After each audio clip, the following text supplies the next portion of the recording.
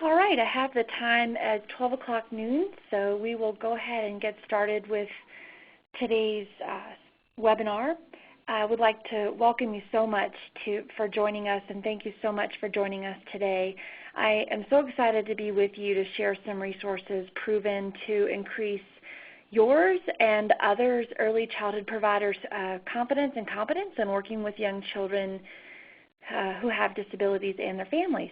My name is Holly Wilcher, and I will be spending the next hour with you remotely on your computer and then over your audio over your phone. My role in the early childhood field is to support early intervention personnel development.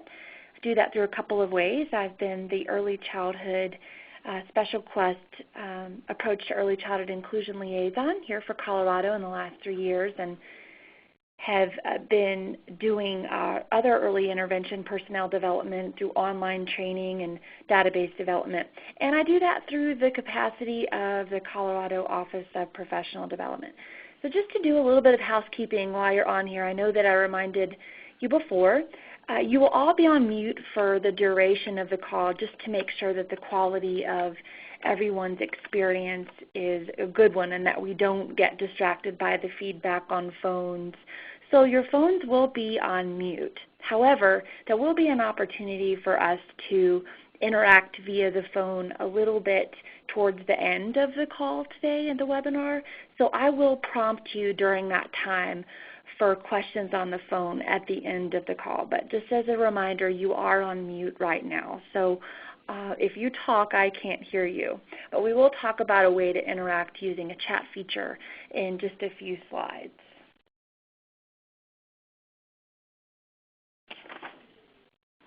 So as a result of our hour together this afternoon, which thank you again for joining me on your lunch break, another reason, a good reason for having mute is that you can chomp and drink as loudly as you want. So as a result of our hour together, you're going to be able to do the following things. We're going to explore your beliefs and philosophies on early childhood inclusion just briefly. You're going to identify the SpecialQuest approach to early childhood inclusion as well as the materials. As a result of our hour together, you're also going to be able to navigate the early childhood inclusion resources within the SpecialQuest Birth to 5 website. You're going to be able to identify data on the efficacy of the SpecialQuest approach and materials. And we're also going to explore the free SpecialQuest multimedia training library. And finally, as a result of this webinar, what you're going to be able to do is identify, hopefully, some SpecialQuest materials that will support your early childhood inclusion efforts back home.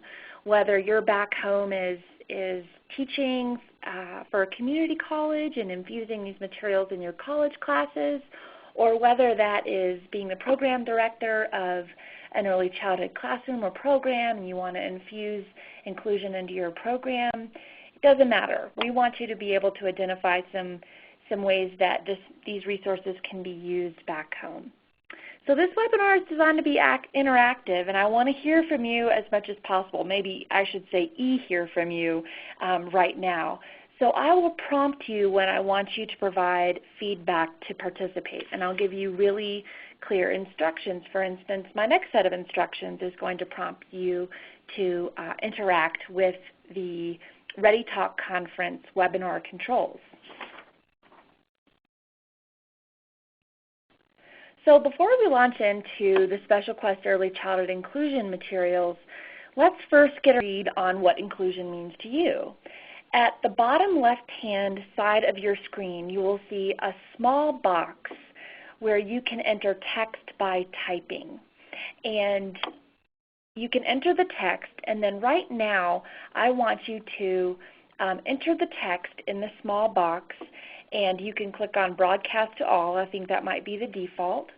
I want you to share with myself and your fellow participants in this webinar what the word inclusion means to you. It has different meanings to a lot of us, and I want to just take the next couple of minutes for you to share a word or a phrase, a sentence concerning what does inclusion mean to you. When you're done typing in this box, you will see the little button Send highlighted and for you to click on. When you click on that button, that will share your response with all of your participants.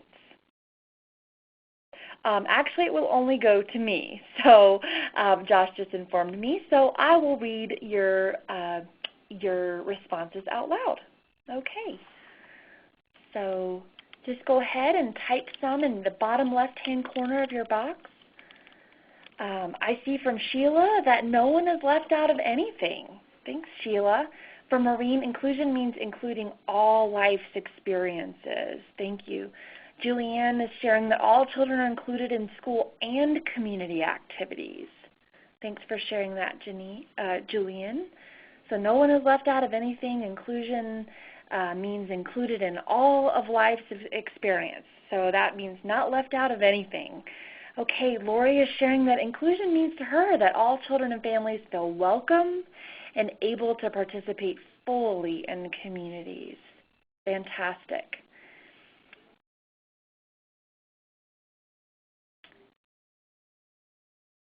Thanks so much for your great participation, everyone.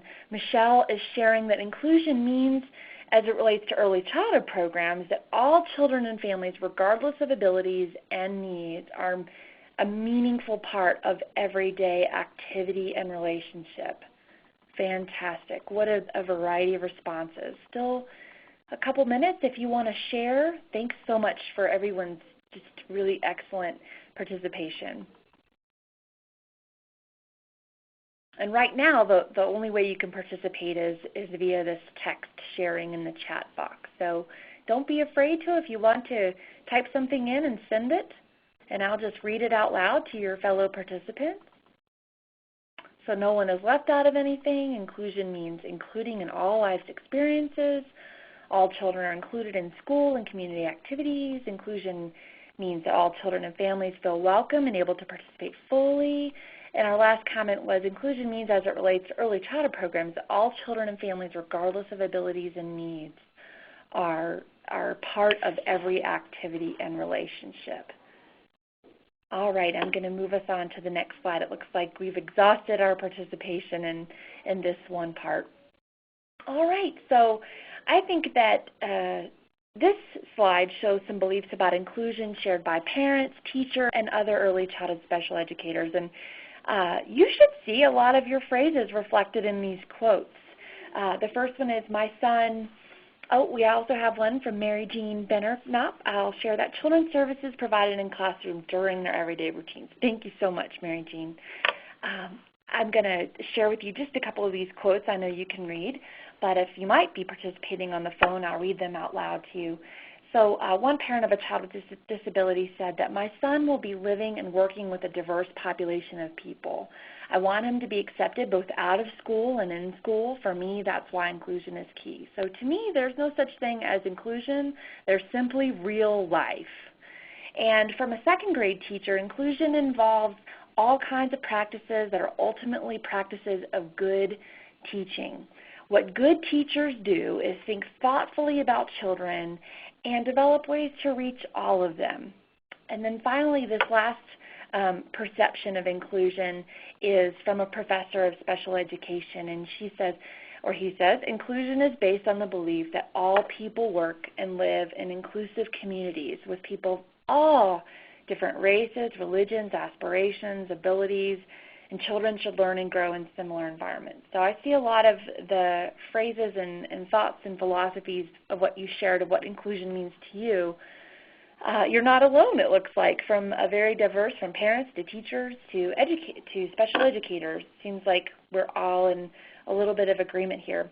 To me, inclusion was a novel concept. I was never growing up in school, I was never going to school or in class with children that were different than me or that had different abilities from early childhood on. So the concept of inclusion was very different for me. I knew that there were children with different abilities, but they were down the hall in that other classroom, and we really didn't interact, and we didn't eat lunch together, we didn't play sports together. So for me, inclusion was a pretty novel concept, and it took me a while to understand that what it was about and why it was important. I knew that I wanted to be a part of every child's life, but I didn't understand quite why we were separated and why there was that separate classroom. So that was really insightful for me. And when I learned about this next slide that we're going to talk about, or the slide after this, actually I wanted to share this quote because after I learned about inclusion and started researching it, this quote really summarized to me what inclusion is at the fulcrum. And thanks for sharing, Michelle says, I always discuss with my students that some inclusion is a belief system and to others it's a practice thing. That's absolutely a great point. Inclusion is about your philosophy and then it's about your practices. And we'll talk about how the SpecialQuest approach really hits on both of those. At first you have to believe that it's important to you, and if you don't see any children that are different and you don't see the benefit, then you might not practice inclusion. So you're right, there's a principles and a practices thing. So from the field, this quote really, I wanted to share it with you because it summarizes how I now feel about inclusion and about humanity in general. And this is from Dr. Joseph Putner. He says, the idea of belonging and membership, being part of a community, is a basic human need. It's one of the principles of our democratic society. We all have the same needs. We want to be loved. We want to have friends. We want to feel that we're making a contribution to our families and in our communities. We learn about understanding what someone's interests and point of view are by interacting with them. To include everyone is to open up those possibilities for learning and appreciating our humanity. So thank you for letting me share that quote with you. So this next slide that I'm sharing with you is a pretty, considering in our field, it's a pretty novel concept. Until recently, we didn't have in the early childhood field an agreed upon definition on inclusion in our country, in our state, anywhere, not even in the world. So last year, two organizations got together, the National Association for the Education of Young Children and the Division of Early Childhood. They got together to develop a definition on inclusion that every early childhood professional could kind of hitch their wagon to. So that we could say, okay, when I ask you what inclusion means to you and I know what inclusion means to me, we can also look at this joint definition of what these two national organizations have defined as, what every early childhood professional should adhere to in terms of a definition. And you can read the definition. I won't read it to you.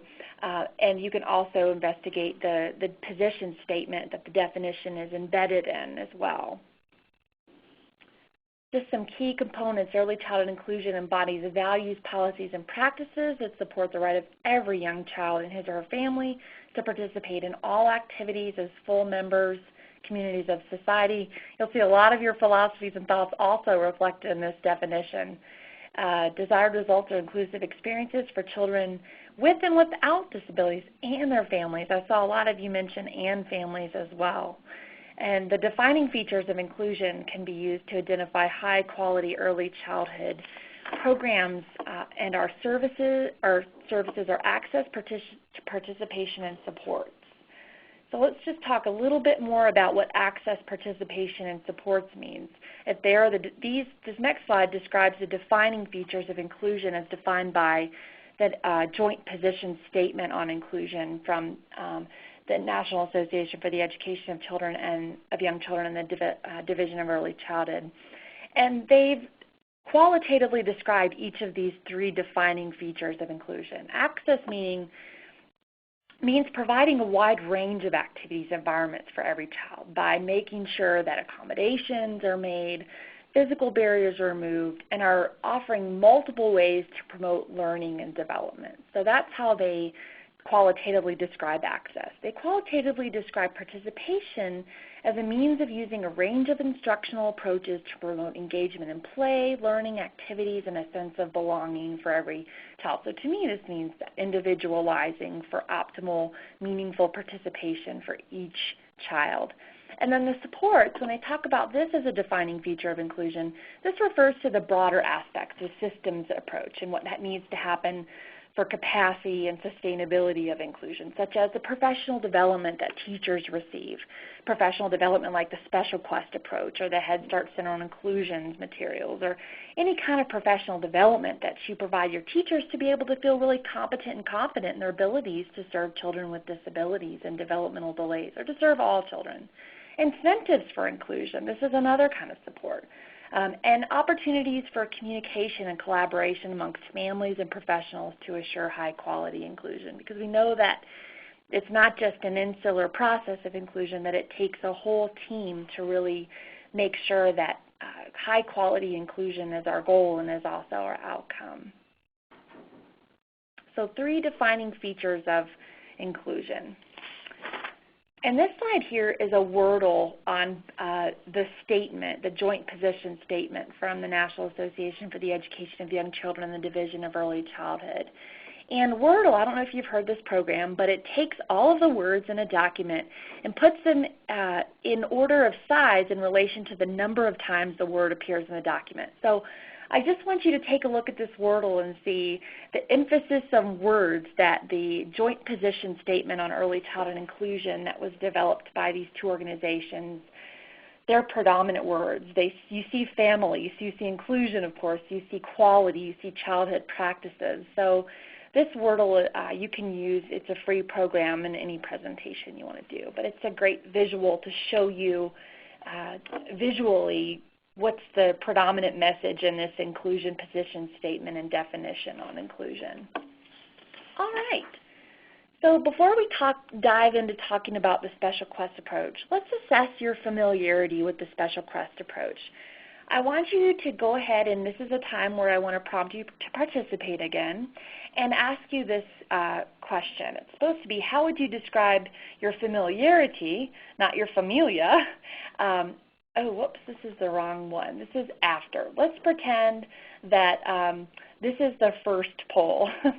This first poll should read, please describe your familiarity with the SpecialQuest approach. So the options here are not very familiar with the SpecialQuest approach and materials. I'm very familiar, somewhat familiar.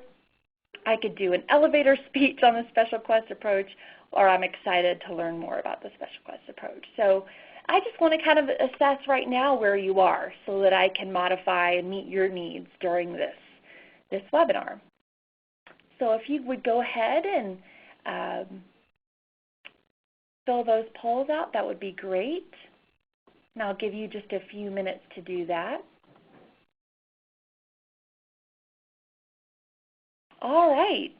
Okay, I think most everyone has participated, and maybe this is a good reason why you're on this webinar today. If most of you say you're not very familiar at all, but I did allow you to click more than once. So if you're excited to learn more and you're not very familiar, then I'm glad you're here. If you're familiar, somewhat familiar, which a few of you were in the middle there, or you could do an elevator speech on it, then hopefully this will get you to the very familiar place.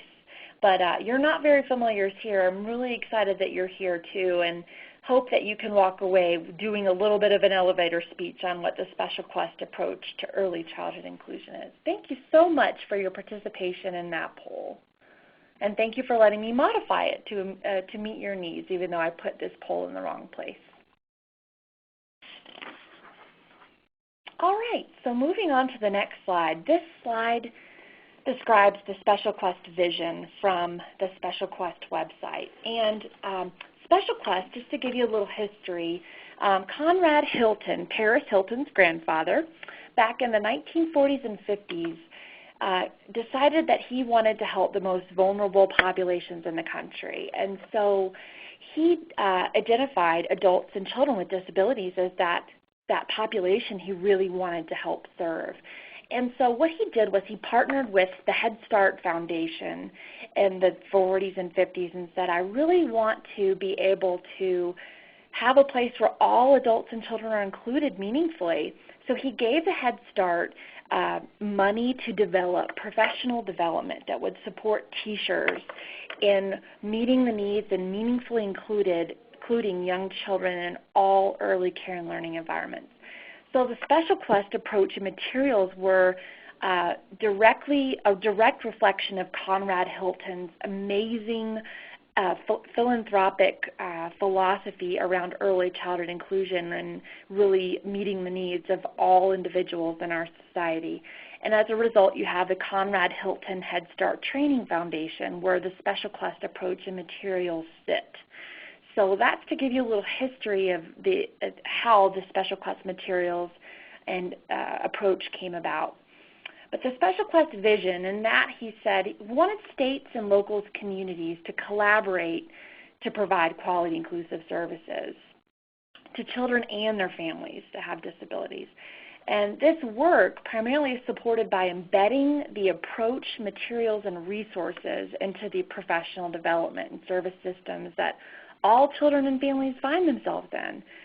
So you might notice here that their approach, materials, and resources are mentioned, and we'll get into that in the next slides. But there's a SpecialQuest approach, and there's materials, and then there are resources, and we'll investigate those on the website in the next few slides. So a little bit more about the approach. This slide tells you basically about the approach, and this is different than the materials in that the SpecialQuest approach was developed as how we do all professional development. How do we support people in their teaching and learning? And it values relationships and teams and continuous improvement. And the approach itself is designed to touch the head, the heart, and the hands of families and professionals. Seems a little bit ubiquitous, so let's go into what that means. The head part is what we know, the research tells us, is just good early childhood practice and good early childhood inclusion. And then the heart is what we learn, what touches us, those stories. So we use that research, it goes into our head, but then this personal family stories of success or trials and tribulations or challenges are what really touches our hearts.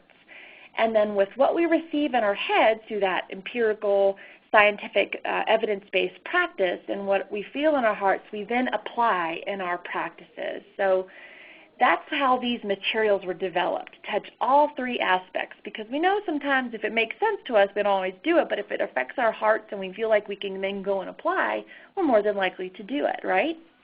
So it's designed to touch the head, heart, and hands of families and professionals. The second thing about the approach is that it's, as I mentioned earlier, it's relationship and team-based. It's designed to be implemented through relationships and collaborative teaming. It's to sustain inclusive services. It's also about building that family's capacity, building their family leadership skills, and then collaborative service delivery, not just service delivery in silos, but collaborative service delivery in its true essence of what collaboration means. We'll talk a little bit about that later. Teams participate in engaging learning parallel process and continuous improvement strategies. So parallel process meaning they think, how does this apply to other things in my life? And then continuous improvement thinking, how do I make this better for this child? Or how do I implement this strategy and continue to make it more adaptable in all settings? And then finally, the approach adheres to teams being supported with coaching, facilitation, and follow-up to implement quality inclusive practices. So the SpecialQuest approach really values that relationship-based professional development approach to learning and teaching. So now that you've learned a little bit about the approach itself, that's the how we deliver professional development, we're going to go into talking about the specific materials of the SpecialQuest training materials. And just to let you know, the volumes are organized by themes. There are 4 themes or volumes. The first is including infants and toddlers with disabilities. The second is building relationships with families. The third is collaboration and teaming. And the fourth specifically deals with preschool inclusion. So what you need to do with those 4 and 5 and above. So you can see that the volumes and the themes are very much reflective of the values of the SpecialQuest approach with the teaming, the relationships, the building up of families, and then what are those practices? Let's dive in to look a little bit specifically more at what each one talks about. So this volume, including young children with including infants and toddlers with disabilities, are your absolutely fundamental practices, the how and the what of implementing early childhood inclusion. And this volume is rooted in the key concept of belonging. These sessions examine your beliefs and your attitudes and philosophies, like Michelle was mentioning earlier, that it's a belief system first and then it's a practice thing. So it combines both investigating participants' beliefs and attitudes about the influence and effects of adults and children in inclusive settings, as well as touches on that other side and provides numerous practical strategies and tools to help families and providers implement high-quality services.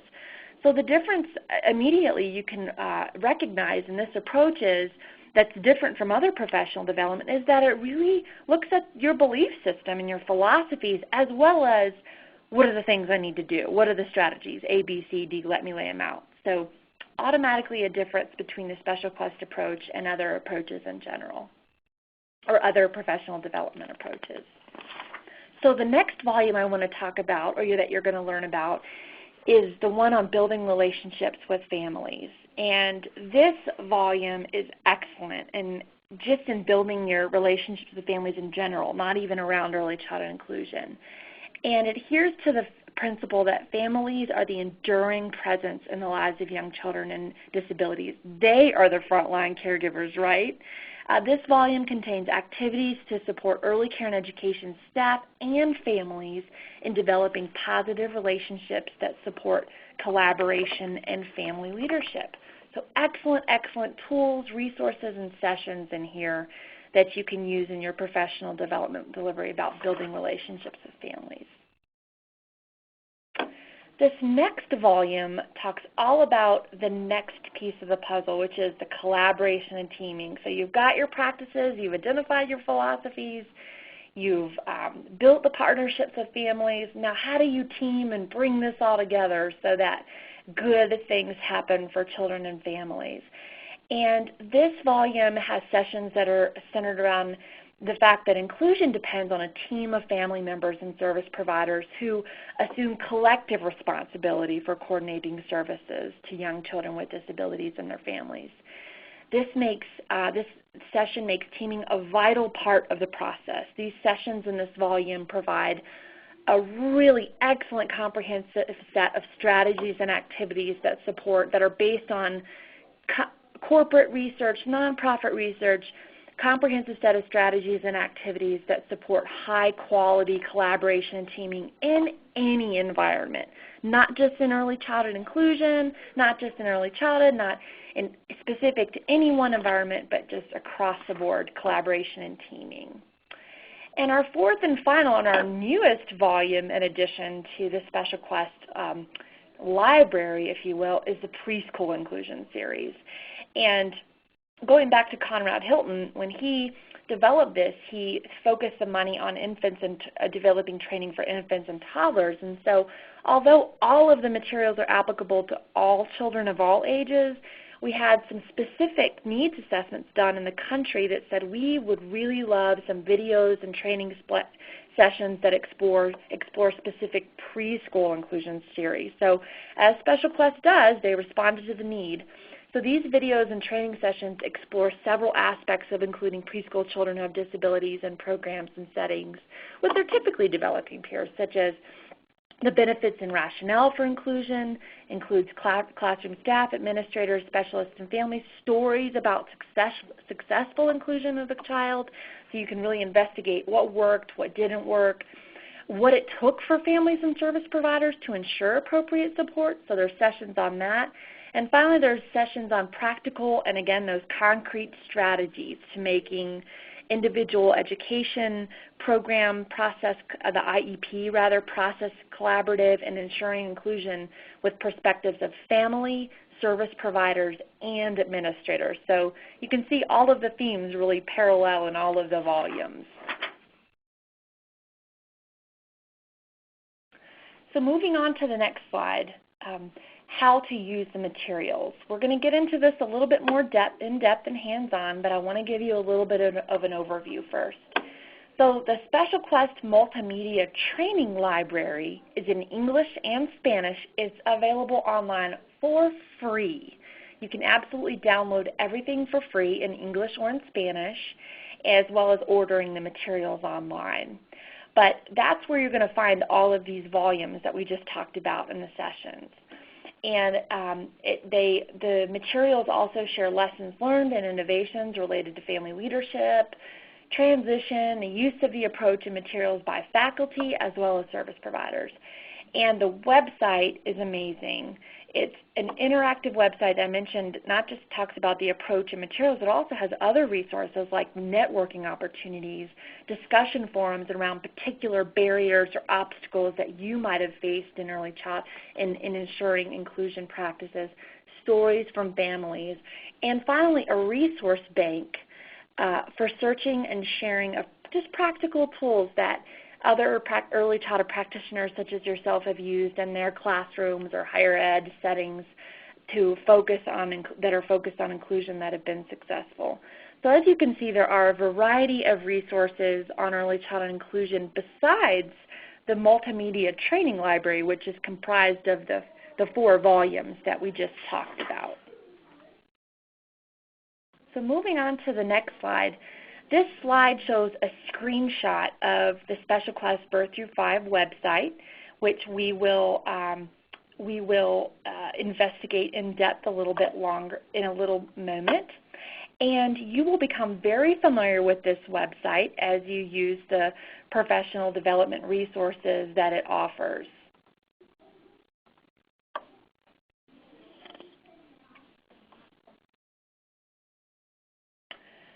All right, so this is a time where I want to prompt you to engage with me a little bit more via the chat feature, which I can see you're all experts at right now.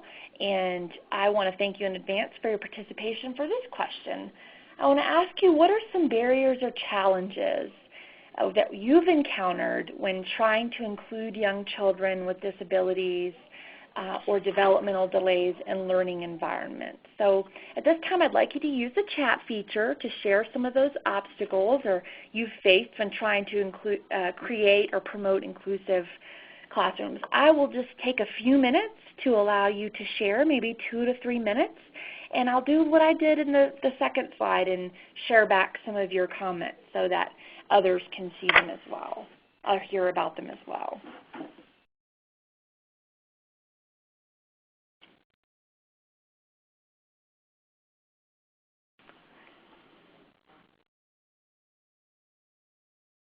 And they can be personal things too. Maybe it's inner battles that you've struggled with, or thoughts or philosophies, or anything at all. All right, so the first one is being shared by Michelle, and she says a lack of education and training. So, this is just an open can of worms, a lack of training and education. So maybe teachers don't feel like they have the skills they need, or they have the ability to promote early care and early childhood inclusion settings.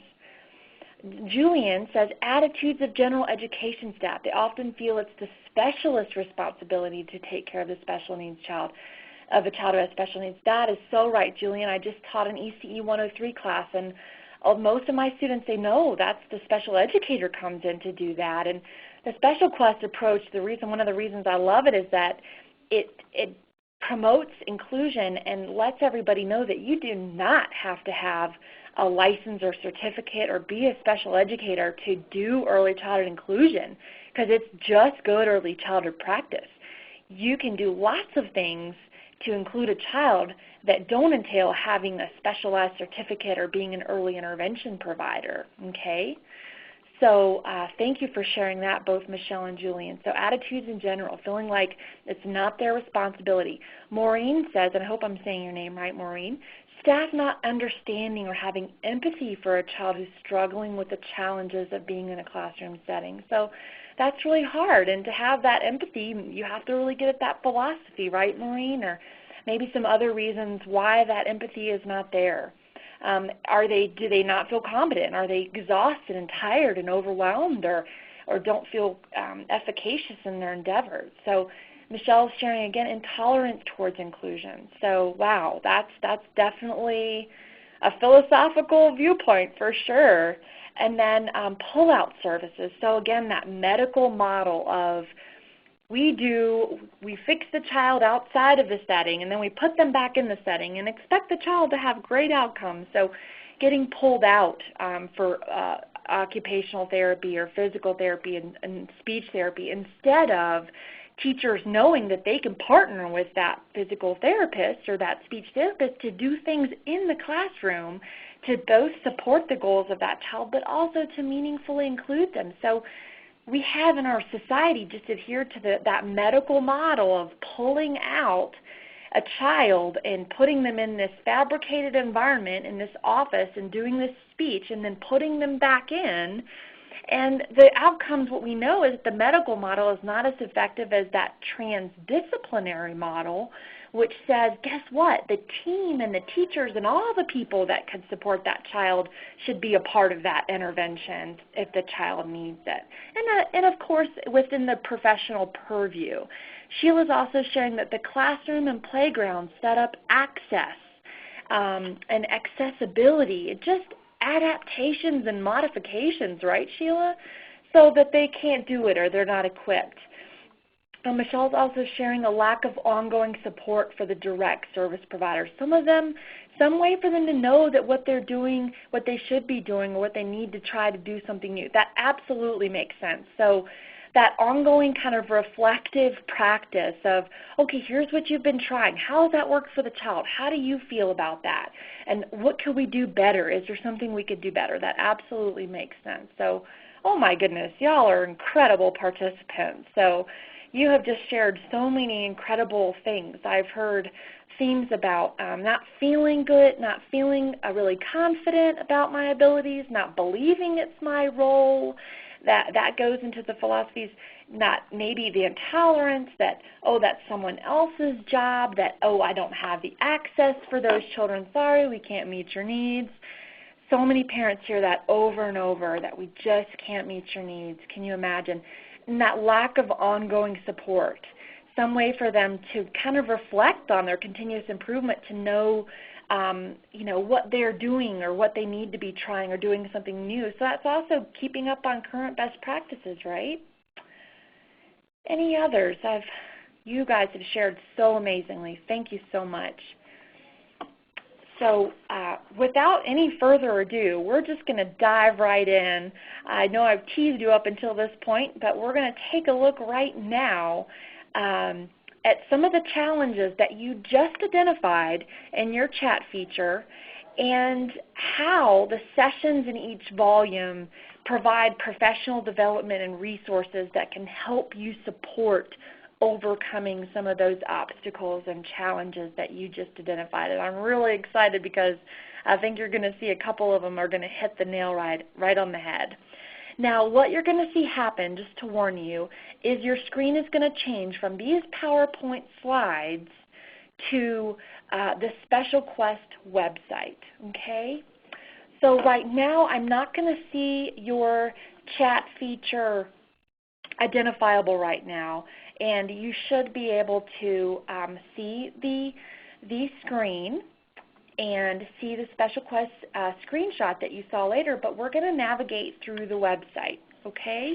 And I'm just kind of delaying a little bit to make sure that you can see the same screen that I'm seeing, and we're going to go look at a couple of your themes. So again, I'm just going to bring your attention to the SpecialQuest.org. Right up here at the top is how you get to this website.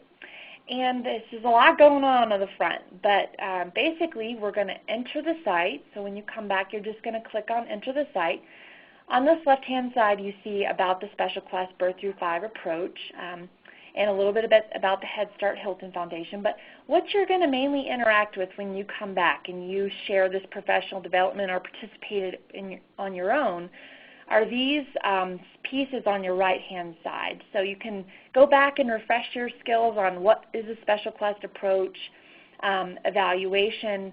Actually, I'm going to share that with you right now because one of our objectives was to look at the efficacy and the data related to, related to the outcomes of the SpecialQuest approach. So I am just going to take you to some slides that show the significant difference that was made on behalf of people who participated in this SpecialQuest approach training and materials. And here, I'm not going to bore you with data, but after the Hilton Head Start Foundation launched and piloted these training resources, they wanted to say, hey, does this make a difference in how people feel about their abilities to competently and confidently serve young children with disabilities? And by far and large, they found statistically significant differences in average ratings at the alpha level of 0.001, in case you're interested in that, in terms of how people rated their confidence and competence. So this, you see a 4-year rating of how including infants and toddlers with disabilities were implemented. So the first year, many people had no plan, but after they had fully implemented the SpecialQuest approach and materials, many of them had a great plan, and they're measured qualitatively by these descriptors right here. I'll try to blow that up for you. And then here are some questions that they asked teachers after they had received the SpecialQuest training materials, had gone through that. My skills in working with infants and toddlers with disabilities and families have improved. Look at that much in year 4 and the very much in year 4, from year 1 in the red to year 4 in the green. So you can see, and the results were statistically significant as well. I'm more comfortable working with infants and toddlers with disabilities. Look at that. I mean, much and very much were the largest from year 1 to year 4. And then this talks about supporting families and their program's ability to support families. So you saw how we got to that. It's on the evaluation link right here. I'm not going to bore you with evaluation, but basically wanted to share there's efficacy and data behind the effectiveness of these training materials used with early childhood professionals. So what we're going to dive into right now is the training library. And the SpecialQuest Multimedia Training Library, as we said earlier, is free. It's downloadable, the videos, the sessions, and everything. And right now, we're going to use your challenges that you mentioned and just search for a couple things by keyword. So if you're looking for a particular session that you want to provide with your staff or with your coworkers, you can do so by searching one or more of these keywords. So one thing I heard that I will just try is my belief in my abilities, staff comfort and confidence. The other thing I am going to look at is continuous improvement. One of you mentioned, how do I know how I'm doing and if I'm doing well? Well, there's sessions on continuous improvement. And then one of you said, talked about the playground not being accessible. Well, let's look at sessions that talk about adaptations and accommodations. So I'm just going to use, I can search by one or I can search by many. And I'll just bring up a few here so you can see, what was that other one I just checked? Continuous improvement. So we're going to click the search button. Oops, that's not supposed to happen, and it said oops too. Oops, okay, let's just search one. That usually doesn't happen, I apologize. All right, so I ended up just selecting one, and I'll contact Rebecca because she had her number there and tell her that we had a little snafu today. But here you look at, these are the sessions that came up in the search for if I want to focus on making sure that I enhance the staff comfort and confidence. So let's look at this inclusion story, session 6. So here you see all of the materials that are available in the session. And this session is out as a volume, including infants and toddlers with disabilities. So here you've got the session description here, you've got the session outcomes, you've got additional uses for this session. So it says you can use this session for staff orientation or training across roles. You can show it at your local interagency coordinating council. You can show it in a college course for students majoring in early childhood education. You can show it at a family support group. You can use the video to simulate the discussions of important collaboration. So basically what you'll see is every session has a facilitator's guide, a planning worksheet for that facilitator to go through, a training script, so your actual word for word. All it takes is your willingness to be there and use it. You don't have to make up the script. Your handouts that you need, and then your video that you'll show. So let's just take a look at the training script so you can take a look at what it looks like. So here is the training script for Christopher's An Inclusion Story. And this session, again, we talked about will help enhance staff comfort and confidence. So you have got everything spelled out for you. You've got your welcome to your introduction, your time, the materials that you'll need, your learning outcomes, your agenda, your DVD, you've got your lecturette, how you introduce the video. So every session has activities, handouts, and videos. They're all super reflective of best practices in adult learning. So here's your planning worksheet to plan for the session. And then if you just want to learn and say you don't provide professional development, you want to learn, you can walk through these sessions on your own too and watch the videos, and it's a great quality learning experience. I am not going to show you a video today because the quality of the bandwidth across computers is so variable, so I'm just not going to do that because we would be watching the video into tomorrow for some of us, and that just wouldn't be good because we only have 15 minutes left. So here's another session on Just Do It. And again, you'll see very familiar. It's got all of the session materials downloadable in PDF versions, the handouts, the acknowledgments, the guided viewing, so that they're not just watching a video, they're going to watch a video and then ask about what outdoor accommodations did you see happen in that video? What other adaptations and accommodations have you used successfully? So you've got some guided viewing that really helps you facilitate your conversation around the video that they saw. So in every session there's a video that you have a conversation about with a guided viewing experience.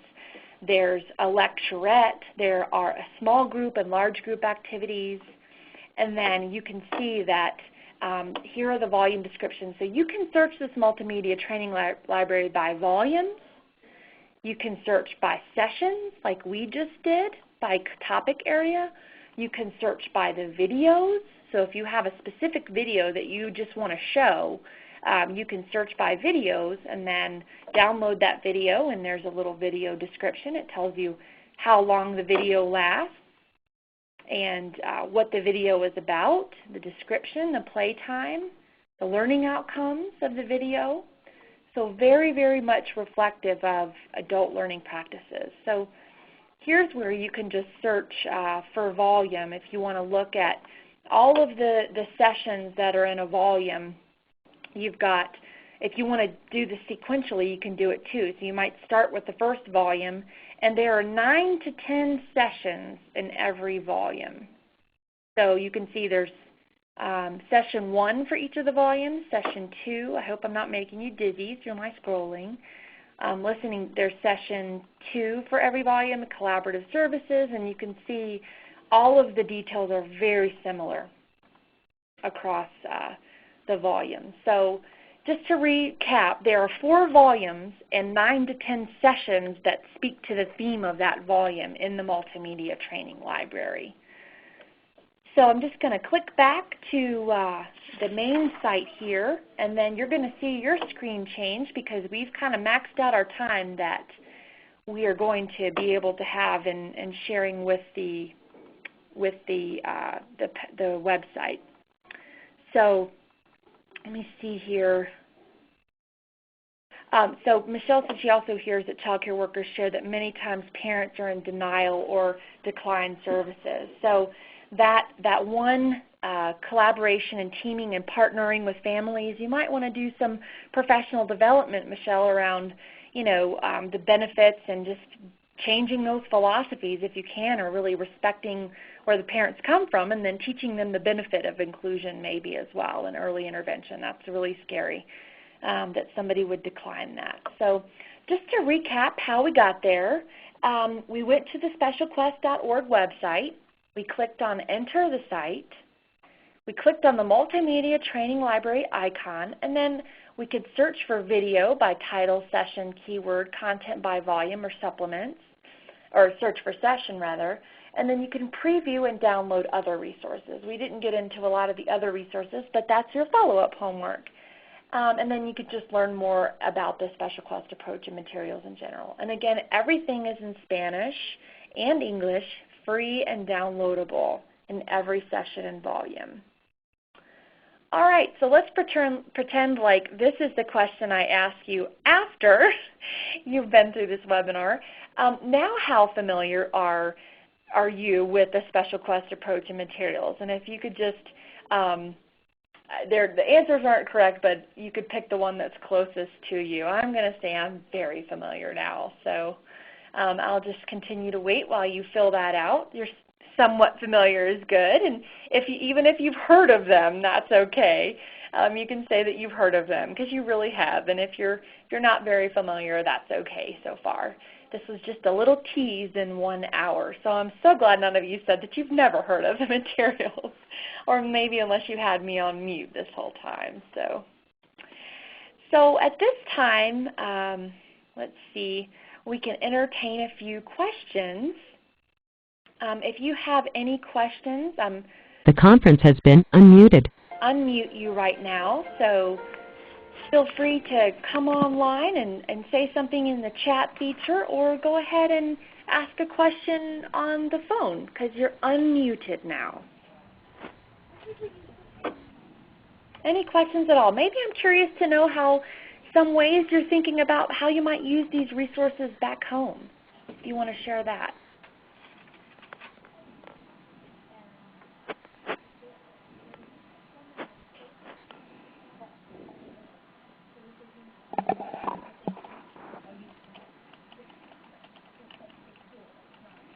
I've used these materials in a variety of ways. In my early childhood higher education courses, I've trained Head Start staff. I've actually did a training at a library recently. My public library wanted to some engaging families and children with all abilities. So I shared Christopher's story session, or an inclusion story, that session that came up in Volume 1. And I've also done Head Start training for in Adams County, and they really love the materials too. Okay, Maureen says, I'll definitely use them as training tools in Head Start. Awesome, Maureen. And I know that there's just so many topics, as you saw, Maureen and everyone, and you can just pick what the needs of your community are. And if it's around, accommodations and adaptations, and you saw the sessions that came up around that, you can search via that keyword, or you can do a whole volume if you want. Julian, you say, I hope to use this in the community college class in the fall. That's an excellent idea. Even if you just show a video and say you don't have time for the whole training session because they vary from 2 hours to 4 hours, just showing a video and doing the guided discussion around the video is fine. You are not compromising the integrity of the material or the fidelity at all. You can use these materials in any way possible, whether it's just sharing a video or a handout. There's no wrong way to use them, and you can use them now. You don't have to be trained in this approach of the materials, or you don't have to be, as you know, a special educator or a trainer. You can use them in any capacity. Thanks for sharing, Julian and Maureen. Any other thoughts on questions about the SpecialQuest approach in general, or the materials? I'm so glad they're going to be used in higher education and in training tools for Head Start. The great thing about these materials are, like I said, all it takes is you picking them up and using them and getting a little bit familiar with the flow of the session, and everything is so researched and thought out for you, and the videos really touch the heart part. And I'm sorry we don't have the capacity right now. I would have had you do some homework and watch a video beforehand, but go ahead and take a look at one of the shorter videos if you want to. Christopher's story is a great one to start with. It talks about a little boy who has spina bifida and his family's fear and intimidation, and the staff's fear and lack of confidence in their ability to, and then really how they team together to make inclusion happen for Christopher. So this slide shows a quote I'd love to leave with you. To me, it depicts the essence of why we should give our all to making sure that all children are meaningful and valued members of early care and learning environments, as well as our society at large. The time is always right to do what is right, by Mr. Martin Luther King.